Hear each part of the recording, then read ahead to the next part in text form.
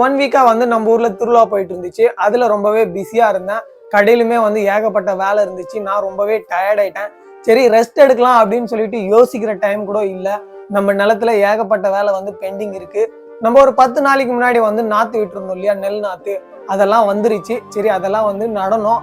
அதுக்கு முன்னாடி வந்து நம்ம நடப்போட நிலத்தை வந்து கிளீன் பண்ணி அதை வந்து சேடை வச்சு தலைலாம் வெட்டி போட்டு அதை வந்து மக்க அடிக்கணும். சரி அதனால வந்து நானும் அப்பாவும் வேலையை ஸ்டார்ட் பண்ணிட்டோம்.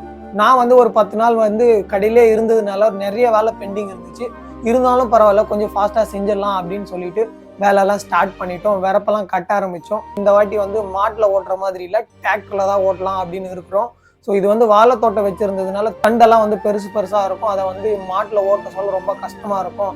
அதனால வந்து டிராக்டர்லேயே ஓட்டிடலாம் அப்படின்னு சொல்லிட்டு முடிவு எடுத்தோம். அதனால தான் வந்து டிராக்டர் வந்து ஓட்டினா தண்ணியெல்லாம் அதிகமாகும்னு சொல்லிட்டு எல்லா வரப்பையும் கட்ட ஆரம்பித்தோம்.